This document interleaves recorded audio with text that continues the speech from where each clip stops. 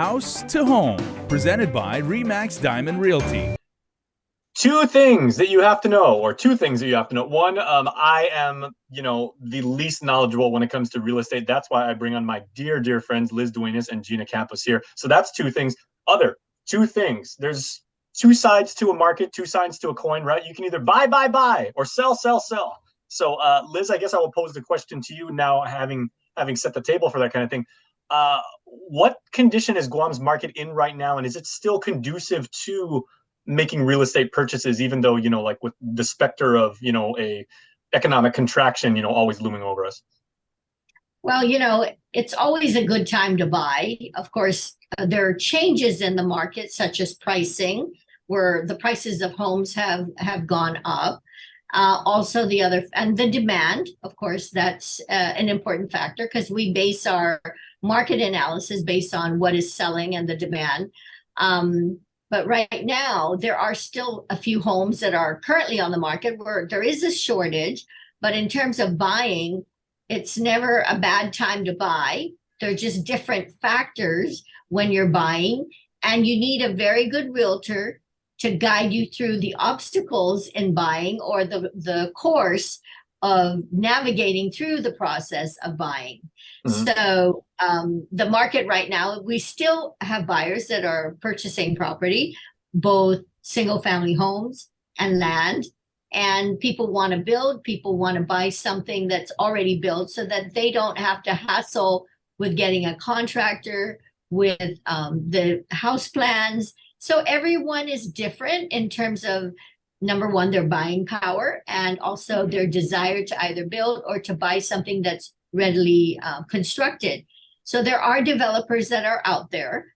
A number of them are building 2, 3, 4 homes in certain neighborhoods. So those are still out there and are available. So Gina and I, our role is to help people navigate through the process and make it as painless as possible. And you haven't bought a home, so we've got to take you through that process one day. I got to tell you, the toughest decision I'm ever going to have to make in my life when I finally do pull the trigger and buy a home is which one of you facilitates that transaction. Oh, we're going to both do it. Would you guys actually tag team on making that deal happen? Yeah, yes. Why? We'll both help you. Okay, there you go. Because I got to tell you that thought and having to figure out that process and make that ultimate decision on who I would choose to get it, that's kept me up at night. You don't have to choose, Jason. We're both here to serve. Oh, no thank problem. You. I appreciate that. Hey, Jason. People call me Gina. People call her Liz. We're Yes. There you go. Okay, so maybe now, Gina, now that Liz has given some context to the state of the island market, and there is no real wrong or inopportune time to buy, right? Is this the current situation we're in right now? Is this more amenable to, if people aren't necessarily buying a home for permanent residence and, they're like, okay, I want a homestead. I'm about to get married. I want to have kids. I want to raise my kids. I'm Guam through and through. Some people want to do investment buying and everything. Is this a particular good time if you just want to stockpile properties that you would then use as, for other purposes down the road?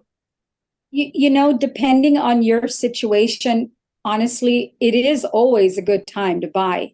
Okay. But what we're trying to, what we want to tell people is, if you're really sincere about getting into purchasing another property or purchasing your first property sometime this year, the reason we think it's a little bit better is because although prices have gone up, competition is still there, but it has gone down a little bit.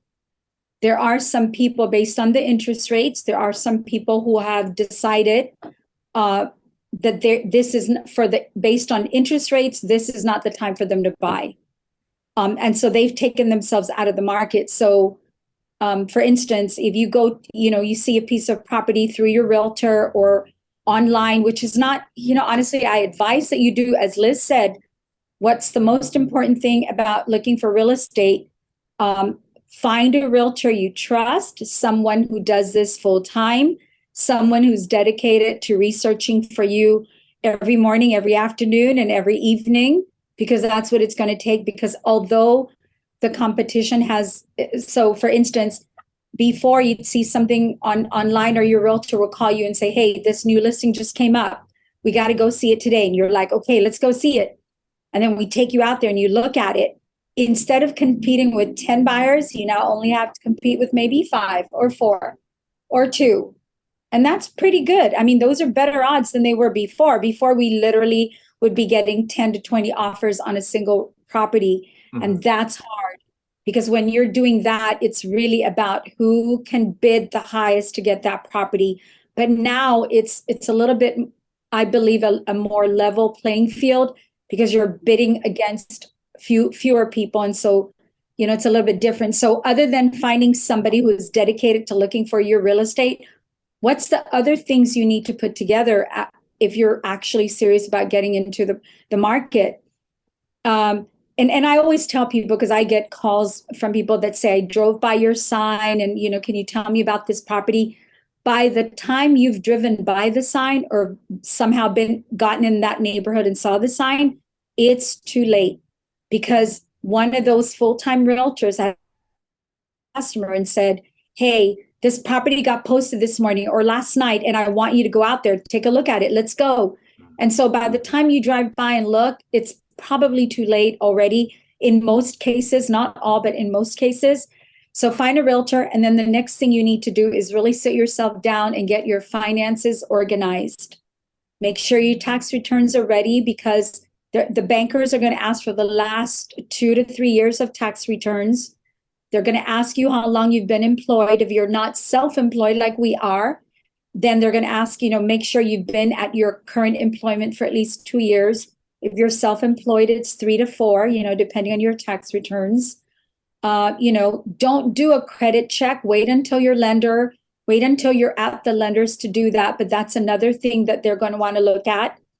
And if you have lots of small debts, credit cards and, loans that you're about ready to pay off, but just haven't gotten to it, I would encourage that you do that right now. You sit down and figure out, okay, I got a little bit of money in the savings, but I really have, maybe I should pay this off and just close it out. I would suggest you actually do that. Mm-hmm. And the days of buying real estate for absolutely nothing down, actually, they never existed, because you always had to have something. But nowadays, you have to have a little bit more of that. So, what the banks look at is, do you have enough money in your savings or checking account? And it's been sitting there. They call it, what do they call it, Liz? It's seasoned. Is that what they call it? Put a little seasoning on that. It has to have been sitting there for at least 3 to 6 months. And the reason for that is they want to make sure it's your money, that you didn't borrow it from somebody else. Okay. So the financial deal is marinating like a little bit. It gets a little bit pica the longer it sits there. Marinated. Right. Yep. They want to see that you're some of the best business advice I ever got, and this kind of goes to Gina's point, was that what you should not wait on opportunity, because opportunity is certainly not going to wait on you. Somebody else is always going to take that deal if it is a really, really good one. That's right. You snooze, you lose. So in our market, the good deals are out there, but you have to be vigilant and alert and to move quickly. So we usually tell our clients, you're going to have to make a decision and then assist them in the process of what are they going to offer. But I think what Gina is put out there also, you need to be prepared. You can't decide you want to buy. The first step is to go to the bank. That's the very first thing. Get your finances in order. And next week, we're going to have a lender come and speak about the different type loans. But you should have all your, I was just talking to someone yesterday, and she said, I've never bought before.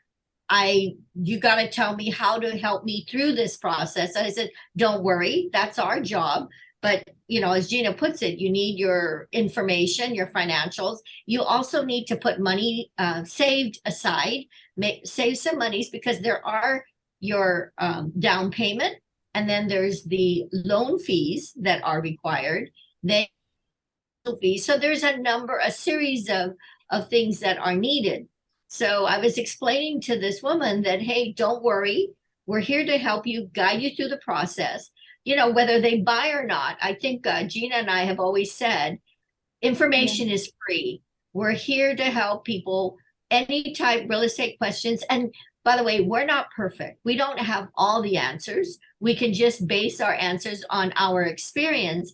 And at the same time, if there's a particular topic that we're not familiar with, we will get the answers.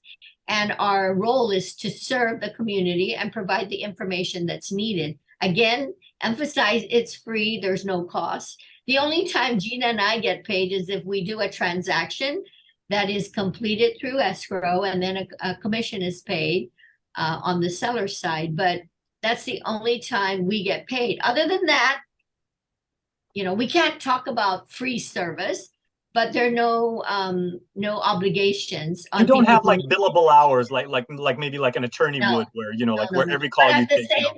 No, and at the same time, we cannot advertise that this is free service. I gotta clean that up. We cannot say we provide free service. It's against our code of ethics. But the information we provide is there for anyone who needs the information. I think that's very, very fair. Okay, before we go, right, I wanted to, and the both of you didn't know I was about to ask you what I'm about to ask you, right? Let's do it like a little fun, creative game, right? We're not going to do 10 commandments, right? But we're going to do Liz and Gina's 4 commandments, right? Like, again, multiples of 2. Each of you gets 2, right? So what are the commandments of being an effective realtor, like on Guam? Liz, I would say what? Honor your seller and your buyer. Thou shalt not go on to buy property without going on MLS. Okay, the rule is we're not here to make a sale. We're here to provide a service. And when we provide the service, is basically on what is your need. We always ask the question, what is your objective and what is your need? And then we work along those guidelines to help you find whatever you need. And again, we even tell our agents, you're not here to make a sale. You're here to help and provide the service needed. This is the service industry. And if you look at it that way, you'll succeed versus trying to make a sale. Okay, so that's Liz's first commandment, right? Thou shalt not disrespect thy customer, right? Okay, Gina, what's yours? What's your first one? First rule for customers? First commandment of being an effective realtor. Okay, you know what? Be honest with me and I'll be honest with you. Because that's like the golden rule. Okay, I can agree with that. I can be a lot more effective and I can steer you in a much better direction if I know exactly what you're thinking and what your needs are. Because if you keep information from your real estate agent, then we may not be guiding you in the right direction because we don't really know what you're after or what your goal is. So, and that's why we always stress, find somebody you're comfortable with, somebody you can click with. And honestly, it may not be one of us, but if it is, we're happy to help. But you need to find somebody that you could really connect with, because we really get into your business, because that's the only way we can guide you in the right direction. Okay, so how about you, Liz? What's your second commandment? Thou shalt not take MLS's name in vain. I think the other thing is respect. Have respect and cooperation, and network with other agents. If you want to be successful in our business, it's respecting all the realtors. I believe in abundance, and there's something for everyone. And respect the others. Have respect for your fellow realtors. There you go. Okay, Gina, you have one more, and then we'll wrap up. Keep your customers and your sellers, keep your buyers and your sellers informed all the time. Follow up with them, get back to them. Don't leave them lingering. So it's about honesty and communication. I like that. Good advice in business, good advice in real estate, good advice in marriage, good advice for society. That's correct. Yeah, actually. Ladies, I can see why you guys smile so much, because you guys have you say all the time, you guys don't have all the answers, but the ones that you do are very, very sound, and we appreciate you sharing them with us. Thank you, Jason. Okay, we'll see you guys next week. And remember, check out House to Home next week, everybody, because we're going to talk to a lender about what their step in the process is. House to Home, presented by RE/MAX Diamond Realty.